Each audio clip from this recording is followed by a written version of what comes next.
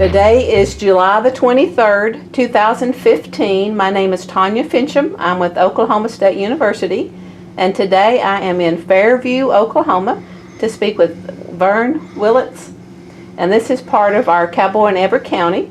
So thank you for talking with me today. Okay. Well, I'll tell you a little bit about my life to start with. Okay. I was born in 1917 out of 15 miles west of Fairview on a red hill out there. And at 5 years of age, well, first, my dad had a third grade education, and my mother taught school at a little red top steel house at 7 miles from where she lived, and had to ride a horse over there to get $15 a month for teaching school.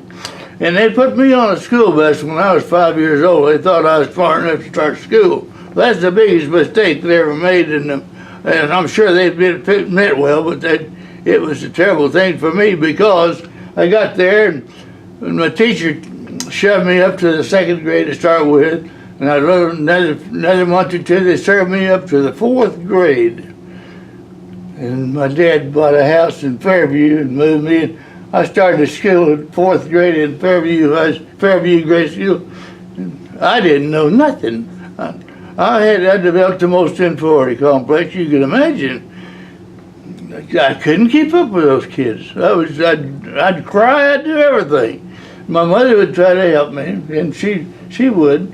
But anyway, with her help, I got started and went down to OSU. I thought a lot about going to Oklahoma State at that time, and I went down there, talked, and got enrolled, and I took the appendicitis, and they didn't have but one surgeon in Enid, and he laid me down with ether flat on my back for 7 days.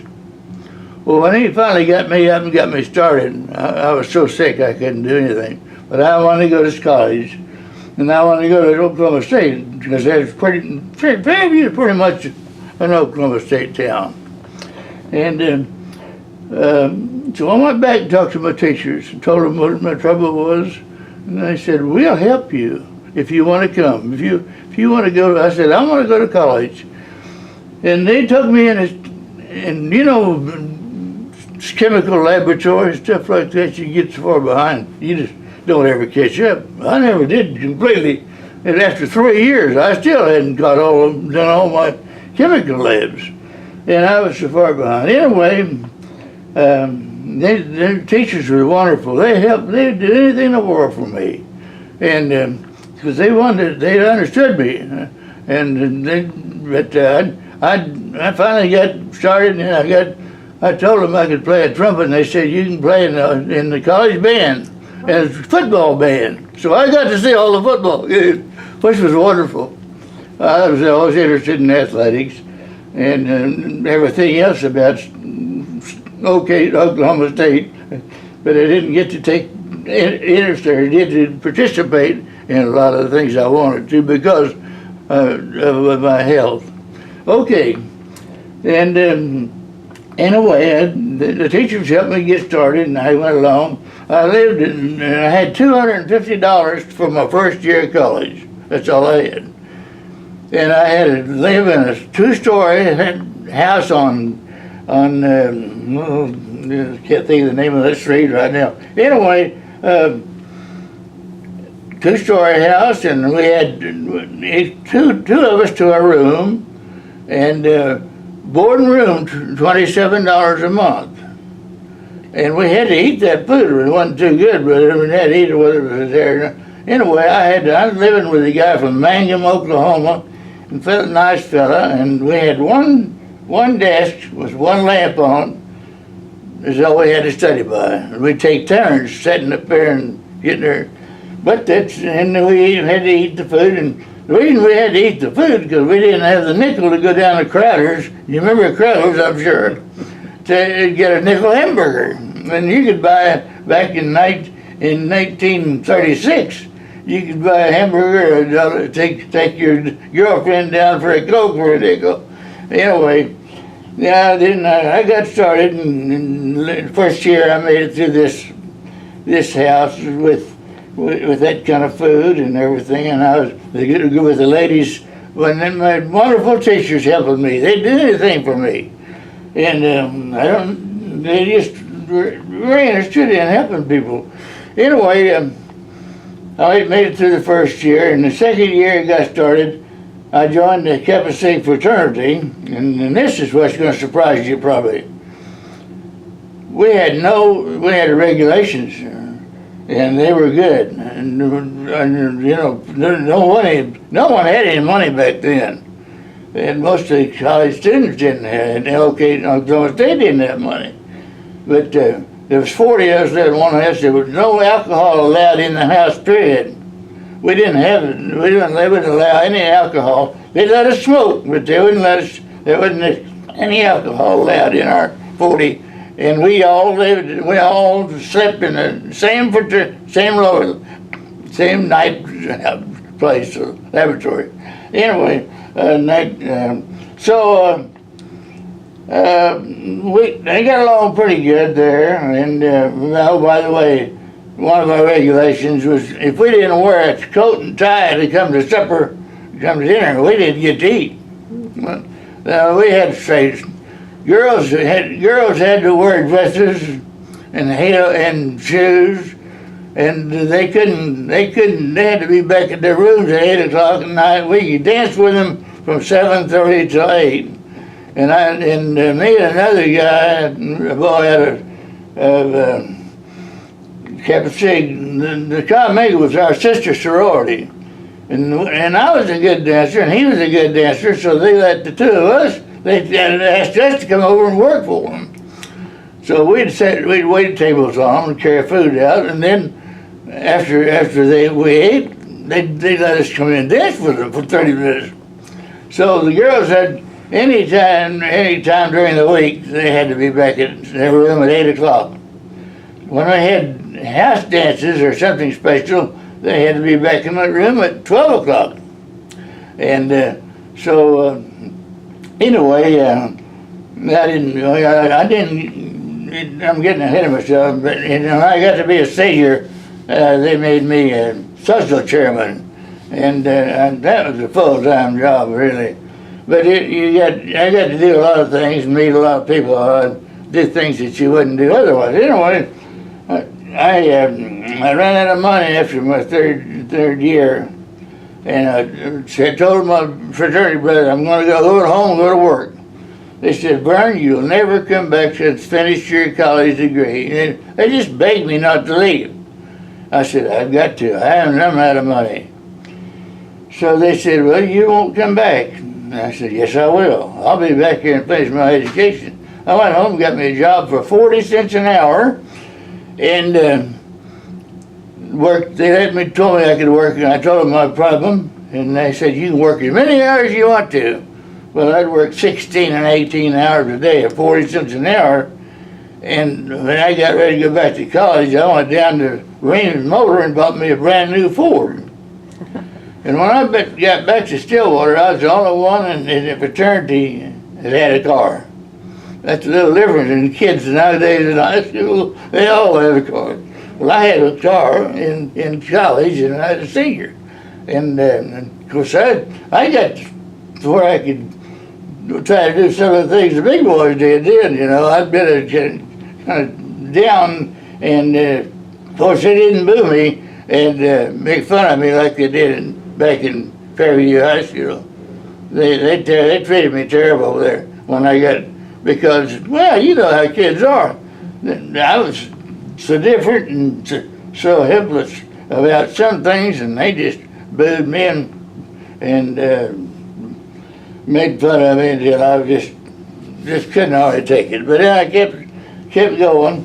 So anyway, when I got back to I played in the college band. I took part in what little few things I could around the campus. I was interested in everything really, but I couldn't take part in some of them. Anyway, I was pinned a Chi Omega, a sister sorority. I hardly ever my fraternity pin. That meant we were engaged back then. A fraternity pin, the same as a ring. And she said she'd wait on me, but after I graduated in 42, they started bombing Pearl Harbor. And me and I said, we're going to go sign up. We thought we needed to go to get in there and help them. So we went and signed up, and they put me in the Marines. I went through the boot camp in the Marines for the first few months, and then I transferred to the Air Corps. And while I was home, I remember this song, Thank God for Unanswered Prayers. This girl didn't wait on me, and that's the best thing that ever happened to me, because I married a girl that was wonderful, most wonderful girl in the world, I think. She was the love of my life, and she helped me raise 5 children, this one of them. And so I get along pretty good, and so I got out of college, and the guy that made the highest grade out of my fraternity was Dale West, and he moved to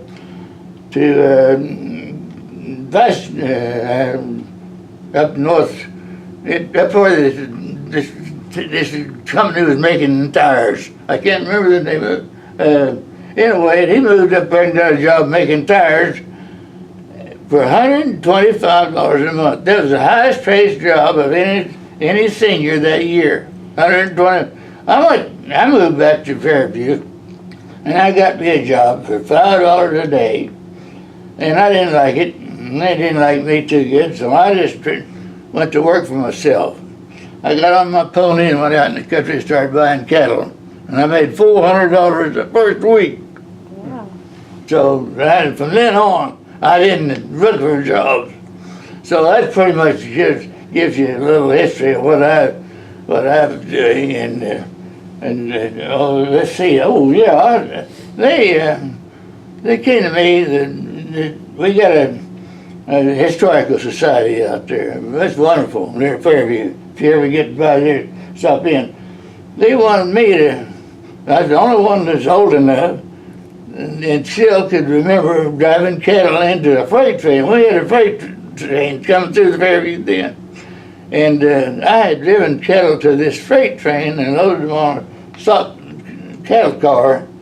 And I was the only one that left in Fairground, Major County that had done that. So they asked me if I would help them design a deal that looked like that.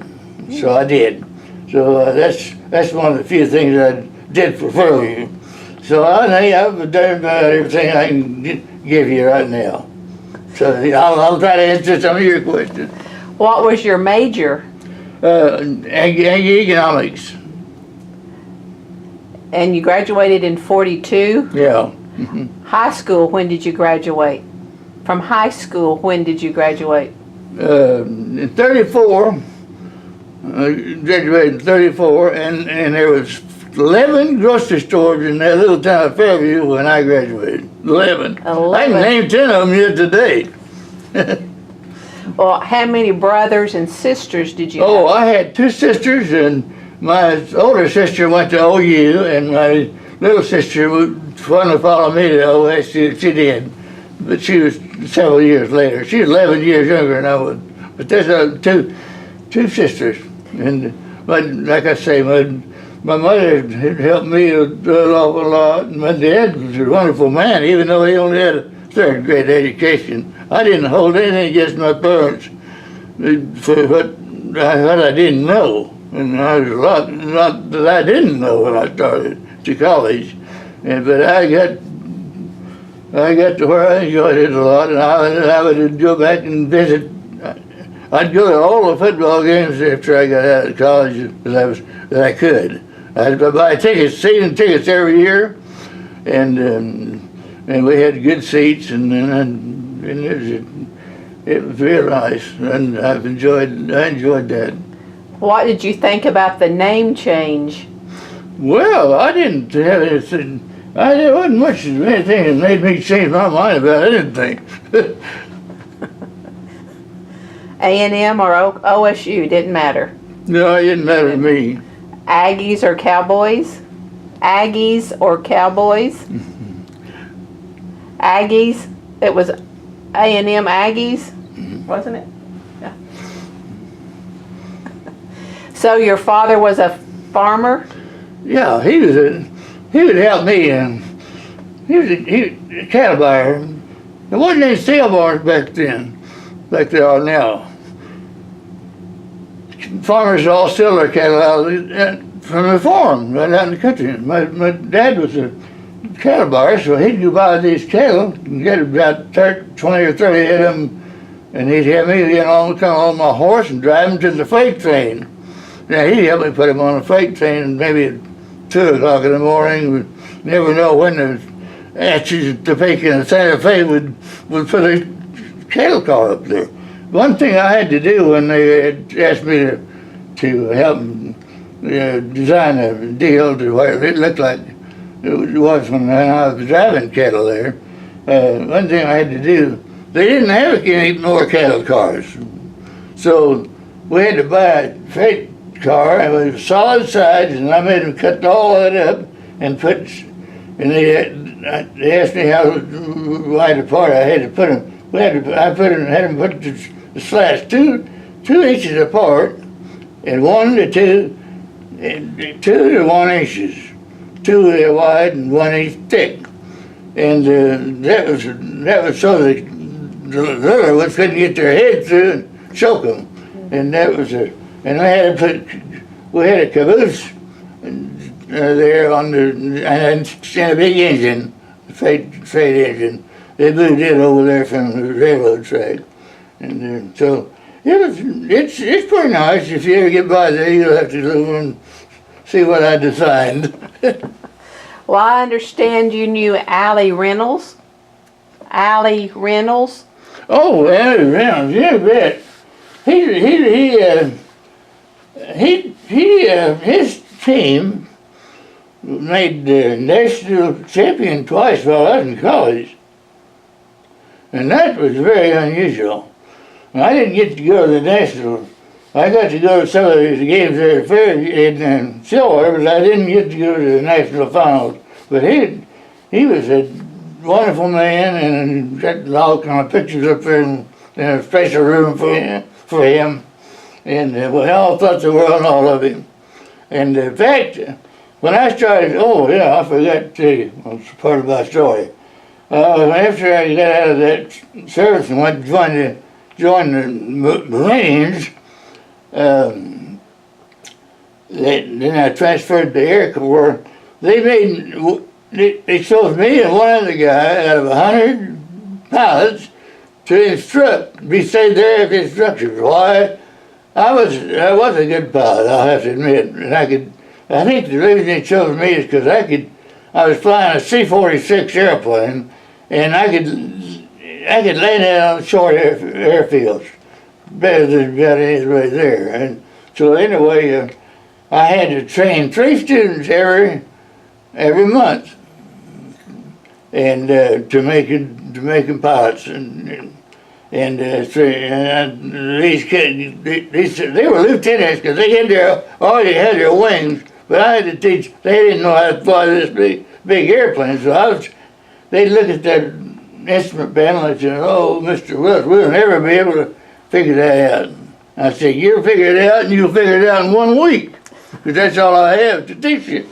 And I taught them and instruments and everything else, and I grounded one man because he flew us into the lake of the Ozark over there, and I had to.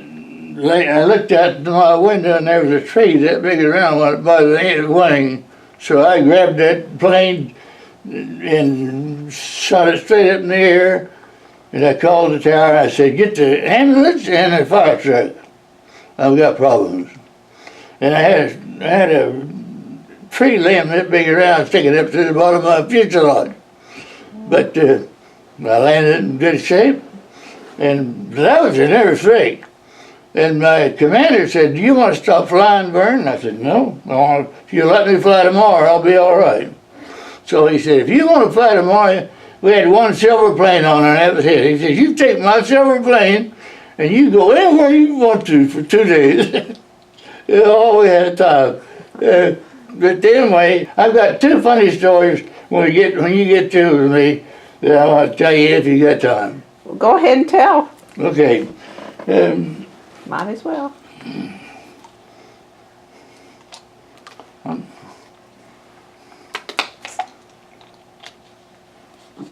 I know you're going to enjoy this. I'll cut it short as I can. But the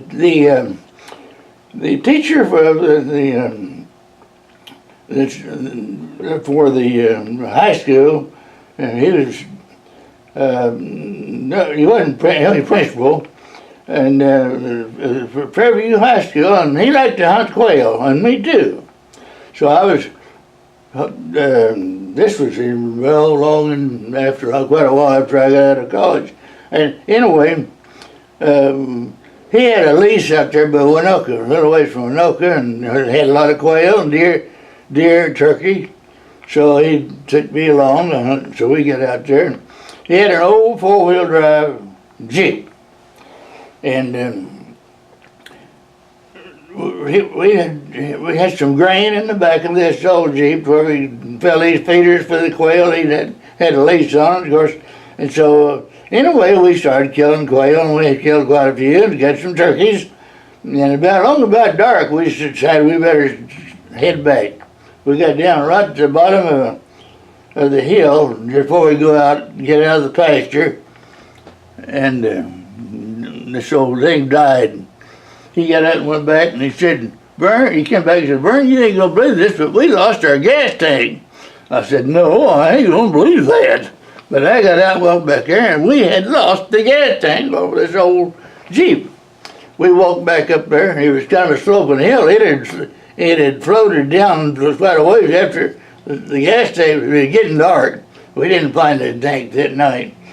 So we got back up there, and we had too many turkeys, and he said, what are we going to do with all these turkeys? And I said, well, we better throw some of them under the house up there, that old house. So we had to leave the Jeep there. So we started walking down, and it's about 10 miles to Winoka. He'd hang on to me, and I'd hang on him.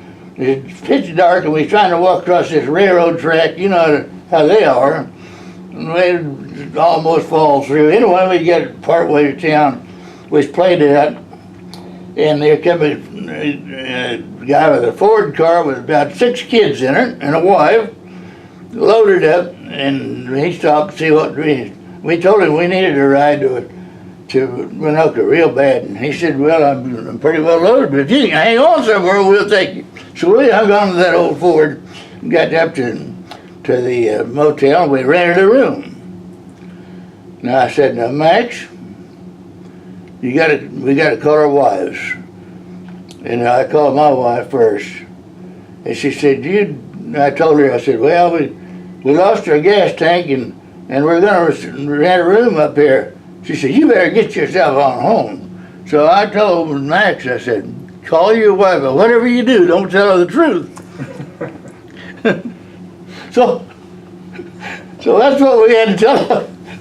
Something but the truth, because they knew they wouldn't believe that. So anyway, we got along pretty good there until the next morning. We bought us a little tank, bucket full of gas, and some rope and some baling wire. With that, we could tie that gas tank back on with rope and baling wire, and put that gas in it, and we get along. We got back. We got a part of a ride back down over there. We put it in here, put that gas in there, and it wouldn't start. It wouldn't start. We didn't know what we was going to do. Max said, what are we going to? Oh, he said, all the cattle will get down here and eat that grain out of the back of that pickup, and we'll be in a lot of trouble. I said, Max, you can think some of the damnedest things. Anyway, we didn't get started, so we started walking back to Winoka. Walked away, he hadn't said a word. After about a half a mile, he said, Verne, I'm despondent. I never will forget that. Well, that was about the size of that story. Now I want to tell you one more.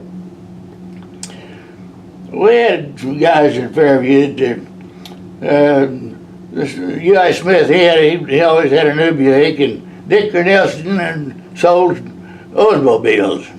And I'd gotten out of school, and I'd bought me a new Chevrolet.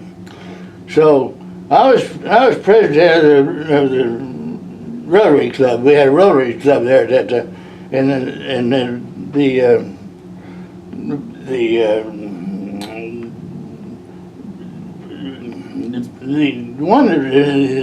outfit that made what am I trying to say, Danny? They had made stuff for houses anyway. They're down there at Southern, Oklahoma. And they asked me if we'd like to go through their plant. It's a big national plant. And so I said, yeah, I'll say get somebody to come down. So I got these two hot shots. One of them driving the Oldsmobile, one of them Buick, me with a Chevrolet, and we got to racing. He didn't have any pavement or nothing back then. We raced down there to get to that place, and there's a slope down to the railroad track. It's about this much, anyway. Down, and here come a freight train. So we all got there about the same time, of course. And I was third to get there. I think I was on the left. Anyway, he stopped and had his hood on the brake. And the middle guy with the Buick. So here come this train going by pretty fast. And he saw me there next to him, and he knew I liked cigars. He stepped out, took his foot off the brake, stepped out to hand me a cigar, and that new car of his rolled into that freight train going by. Every time another car hit it, it'd take about 6 more inches off the front end of that new Buick.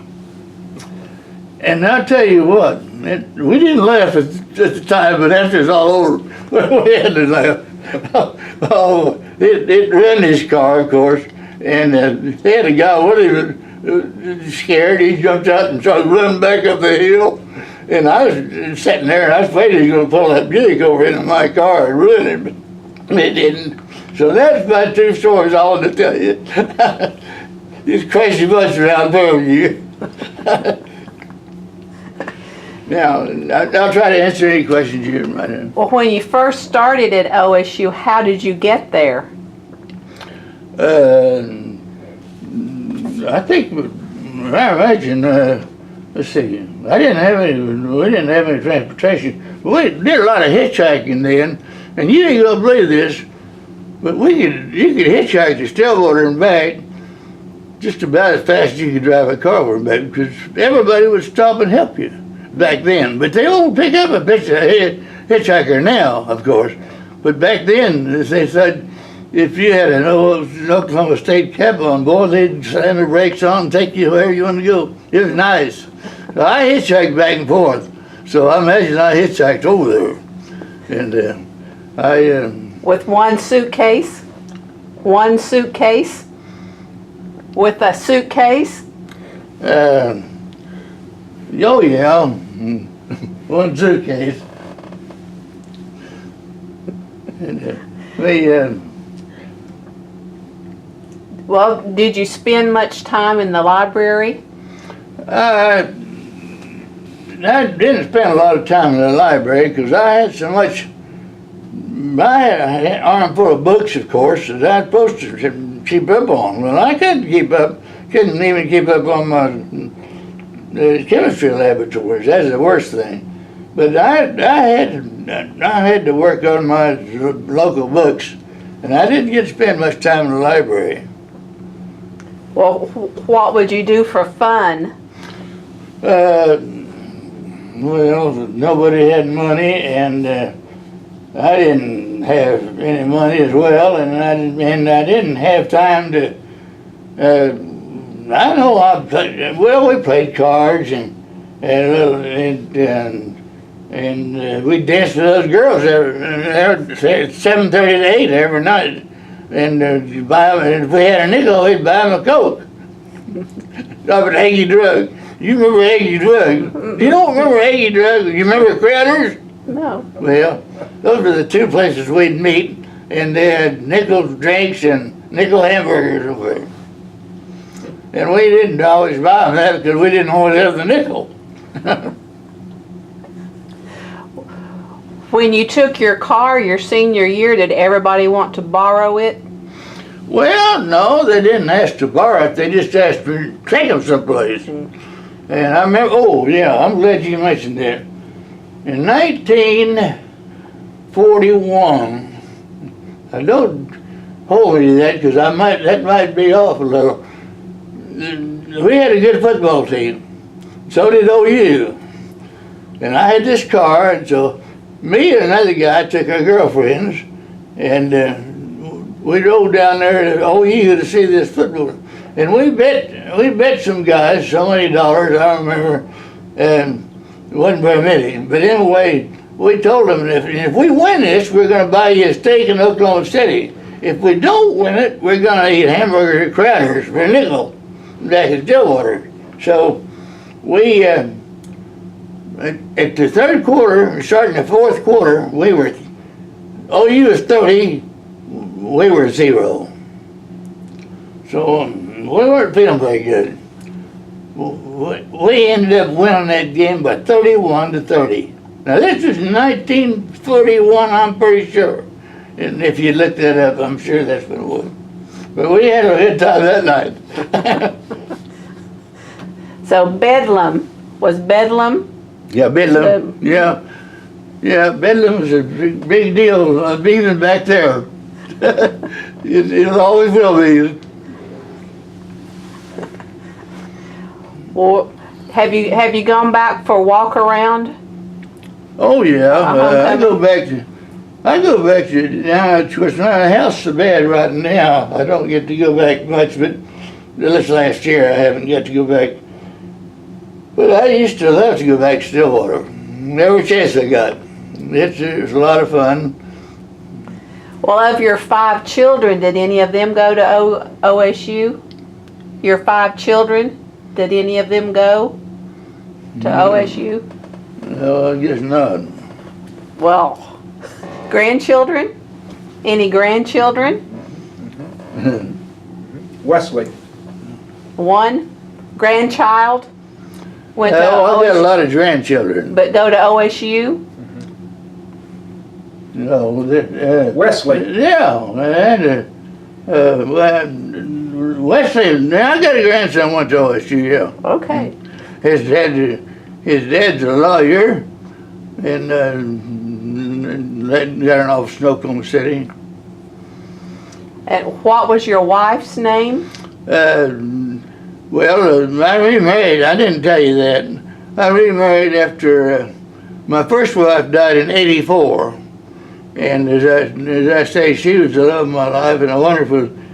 She worked for had to work for $15 a month too. Anyway, I remarried this girl that was interested in American Legion Auxiliary, and that was the ladies' end of it. And she spent a lot of money, a lot of my money, and got to be state president. And she's the head of the senior citizens. We got a big building, have a lot of senior citizens come every day for lunch.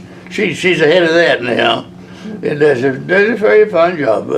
But she had 2 children still living, and they think a lot of me, and I get to see them once in a while. We have fun together. Well, did you ever race against Allie Reynolds? Track? Did you run track? Oh yeah, I'm glad you mentioned that. Yeah, my mom's name was Elizabeth, and we call her Betty, of course. And anyway, this track, we had an inter-college track meet. But all the organizations in Stillwater decided to have a track meet. Well, I entered the 440, and I thought I come as near winning that as any of them. And at that time, Allie Reynolds, a guy by the name of Allie Reynolds, an Indian, there was an AGR down the street a little ways. He was pitching for OSU. Well, he's a good athlete.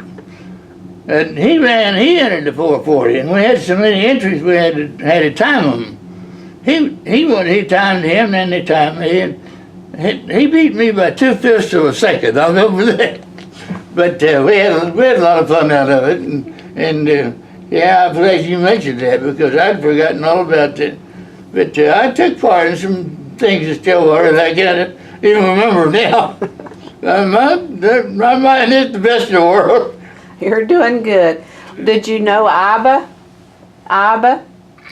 Did I know Iba? Abbott? Iba. Iba.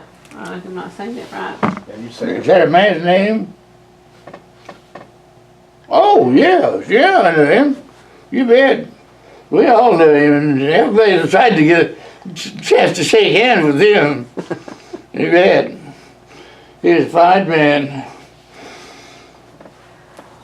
Well, did you do 4-H? Oh, yeah, I was president of my, in high school, my senior year, I was president of the agriculture FFA. FFA. And we had our little program deal. We went through the ask each other questions and stuff. You know how that was. I got to be president of that, and yeah, I didn't get to do much in my first year or two in high school because I was still running so far behind with my studies. Now they still booing me and making fun of me and all that.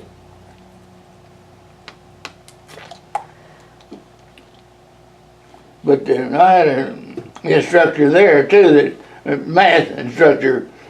He thought it got out of me because he'd go out to my land and hunting, you know, and he'd take me and help me out any way he could. Well, when did you retire?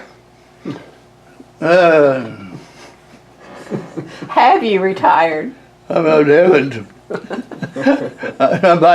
There's a sale today down here, and I'll be glad to take you down to see it.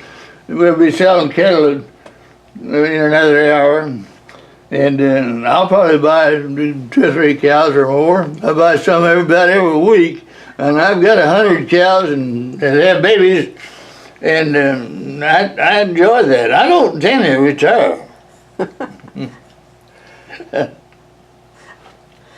So how early in the morning do you get up? By the way, I live at, I've told you, but I live at night in the fellowship home in Fairview. It helps, my part of it is individual help. And I stay there at nights, go out and stay all night at home once in a while, but where my wife lives, but most of the time I stay there at night because I take a whole bunch of pills every day, and they keep those regulated for me, so I try to stay there at night. A lot of times I get up 3 or 4 o'clock in the morning and to read the Bible and stuff like that till time to go out, and this guy drives for me, and I drive some, but he drives most of the time, and he drives me out to my cattle, and we feed them and have fun. You still drive? Oh, You yeah. still drive? Automatic or stick? Automatic or stick? Oh, it's automatic. That's a good thing. So Now, you got a PhD, right? yes, Well, and you live in Stillwater. yes. Well, that's nice. I bet you got a nice place to live over there. A small one. I don't like to clean house. Do you have any kids? One. One? Good. He wouldn't know what to do with a cow though. He wouldn't know what to do with a cow. Oh, I bet he would. I bet he'd enjoy it. So, how long were you a cowboy on your horse? Oh, all my life. My neighbors said, they talked and they said, we think Verne was born on a horse. And I broke horses. We had colts and we raced colts. And I always had half a dozen or more horses around. And I had two good cow ponies that I'd ride. I'd ride them one day and ride another the next day. Give them a rest the second day. Were your parents from Oklahoma? Yeah. Well, no. My dad came from. He was just a kid. He came in a covered wagon from Iowa when he was just a young. He was old enough to work though, about 9 or 10, and then his dad moved him to Arkansas, and then he came back and went to work for 50 cents a day to a farmer out there. 50 cents a day, and then he had me working, doing man's work. He thought that was the best way to keep me out of trouble, to keep me busy, and he sure did. Did you milk cows? Oh yeah, we always milked cows and separated the cream, and had made butter. Used a horse and plow? A horse to plow? Yeah, I plowed a small acreage one day with one horse and walking plow. And that was, I don't know how come I got in on that, but that was a hard job. It was one of the saddle horses. What were you planting? What were you growing? Oh, wheat mostly, and once in a while we'd grow a little feed. And my dad and I were bashed out at the ranch he had bought. There's some land he'd bought, and we raised everything we ate. We didn't buy any groceries unless salt and pepper or something like that. But in this, I'd go out and shoot a cottontail rabbit if we didn't have a fried chicken to cook. I'd go out and shoot a rabbit, and we'd cook that rabbit. And we raised all kinds of vegetables. We didn't have to buy nothing in town. And I go to church I had to go to church every Sunday morning. And when I did pass that collection plate around, there'd be more pennies in it than any other thing back there. Nobody had any money, but there'd be a whole bunch of pennies in a collection plate. And pennies was worth, you valued them quite a bit back then.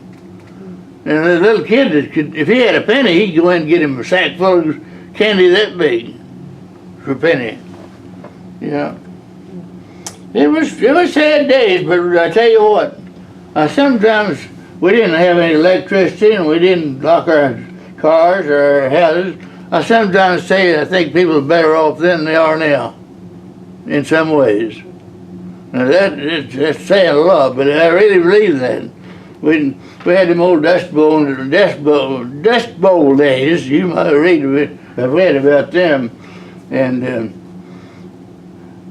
in the middle of the afternoon, it'd be just like midnight. There'd be dust that come in so thick you couldn't see nothing. Here? Here in Fairview? Here? No, I don't think it'd ever get, a little of it probably get as far as Stillwater, but it'd cover Fairview up. And of course, those farmers they'd bought that cheap land out there in western Kansas and western Oklahoma, and the land started blowing. So they had to do something about that. So now then, that land, they've irrigated it, and they raise a lot of good crops out there now. We don't have any irrigation. We got spring-fed ponds out on our ranch. A lot of fish. You like to fish? As long as I don't have to bait the hook. Oh, I can do that for you. You just come out sometime. We'll catch you a fish. I'll use corn. I'll use corn. Corn. Corn. He isn't gonna understand. Instead of worms, I'll use corn. Yeah. Yeah. You get the worms out of the corn.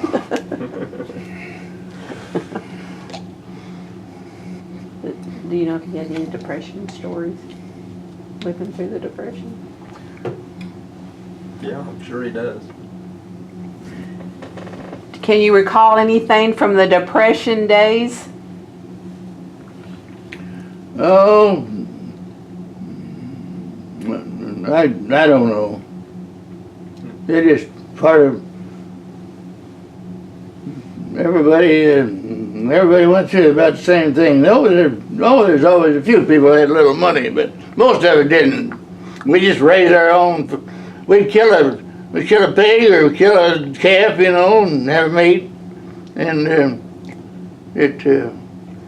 we got along good. And then anybody had got in trouble, neighbors come in there and help them. Why, shoot, they just took care of each other then. And like I say, I think people better off then than they are now, so a lot of ways. You said you flew. How did you learn how to fly? How did I learn how to fly? Mm-hmm. Oh, they started me out in a little old, what I call a grasshopper. This little old one-wing plane. That's what they start you on. And I'd put me in the front seat with the earphones on, so I could hear him talking to me. And he'd sit behind me. All we had to move that airplane in any direction we would do was a stick, one stick like this. You could move it any way you wanted to. So he took me up about 5,000 feet and turned that plane upside down and started down to the earth, and it was spinning like this. Oh, I thought I was going to die. So I said, he said, take a hold of that stick and turn this plane back over and right it. I said, you go to hell if I get back on the ground. You ain't ever going to get me up another way. And I did. I meant it at the time, but he laughed and he got me back up. Oh, it scared me. But anyway, they taught me on a twin engine in Houston. So I was. That's one reason they got me in C-46s. This is a big airplane. It's C-46. I could haul 65 parachute droppers in it. That's what that plane was made for. Was to haul parachute droppers, and that's what I'd have been doing if I hadn't made me an instructor. And I had to turn out three pilots a month, and I did a good job with them. They, I tell Dan, you remember when that plane flew into the mountain here about a month or two ago and killed 136 people? They blamed that on the co-pilot.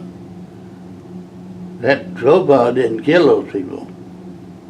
I had a lot of experience with the co-pilots, and I can tell you what happened.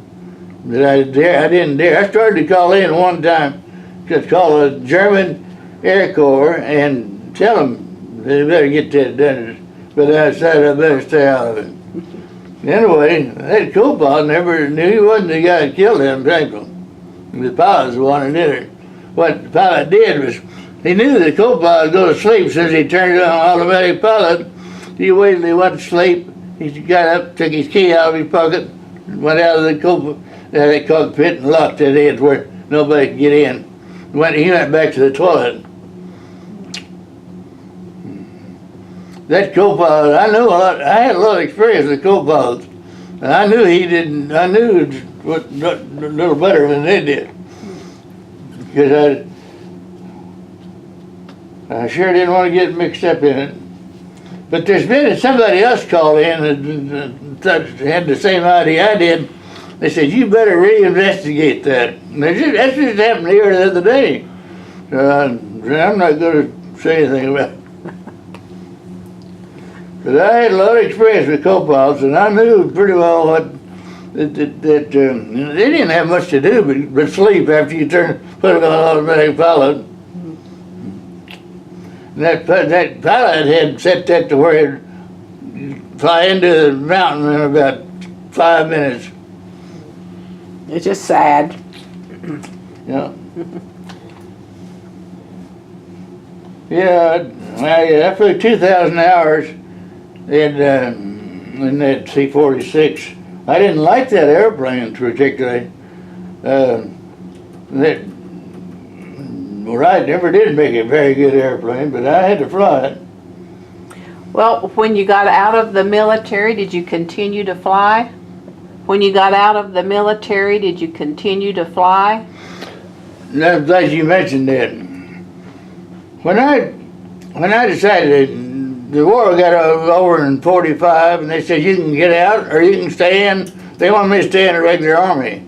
If I had, if I'd been drawn to colonel's pay now probably. Anyway, I went up to Kansas City and got me a commercial license, commercial pilot plane. I could fly anything from a little one on up. And I took that commercial. I thought, well, I can make a living flying commercially if I have to. I took it home, put it in my top dresser drawer. It's still there. I never did use it. I got in the cattle business. Getting by, I didn't have time to do anything else.